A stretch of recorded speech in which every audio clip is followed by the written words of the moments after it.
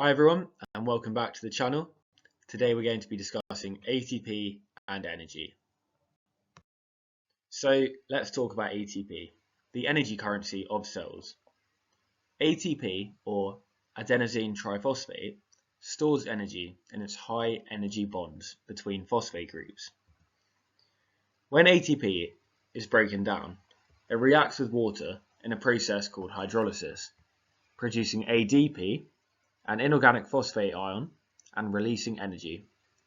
This reaction looks like this. ATP plus H2O goes to ADP plus the phosphate ion and energy. The breaking of the bond between phosphate groups releases a large amount of energy, which the cell uses for essential processes like movement, active transport, and biosynthesis.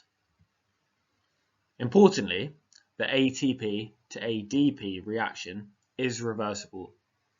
Energy from respiration or other energy sources in the cell can add an inorganic phosphate back to ADP, regenerating our ATP.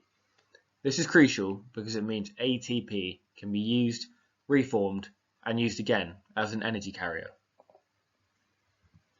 The enzyme ATP synthase catalyzes this reformation of ATP, driving a condensation reaction to add a phosphate to ADP. This cycle of ATP breakdown and regeneration keeps energy flowing in the cell efficiently and sustainably. Let's talk about why ATP is such an efficient and ideal energy source for cells, especially compared to glucose. ATP is a quicker, more immediate energy source than glucose. While glucose stores a large amount of energy, ATP is designed to release smaller, controlled amounts of energy instantly. Cells need this immediate access to energy because most cellular processes require a quick response to changing energy demands. One of the major advantages of ATP is that each molecule releases a smaller, more manageable amount of energy compared to glucose. A single glucose molecule contains much more energy than most cellular reactions require at once. So if cells use glucose directly, they would produce more energy than needed for a single reaction, which would be wasteful. ATP, however, releases just the right amount of energy for most cellular activities, making it a more efficient energy source.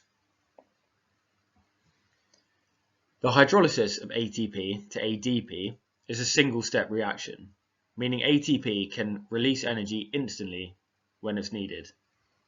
In contrast, breaking down glucose to release energy involves multiple steps in a series of reactions that takes longer to complete.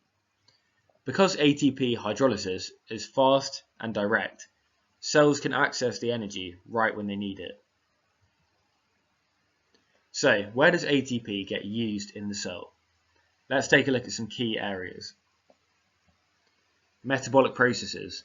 ATP is critical for metabolic processes, especially in building larger molecules from smaller ones. For example, it's used when glucose molecules are linked together to form starch, or when amino acids are combined to make proteins. These synthesis reactions require energy input, and ATP provides it right when it's needed. ATP is also essential for movement, especially in processes like muscle contraction.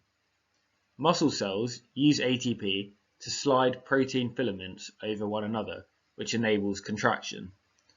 Without ATP, movement would not be possible on the cellular level. Active transport. Another key role of ATP is in active transport. This is where cells move molecules or ions across a membrane against their concentration gradient, which requires energy. ATP provides this energy, allowing cells to regulate concentrations of ions and other substances, which is crucial for maintaining internal stability.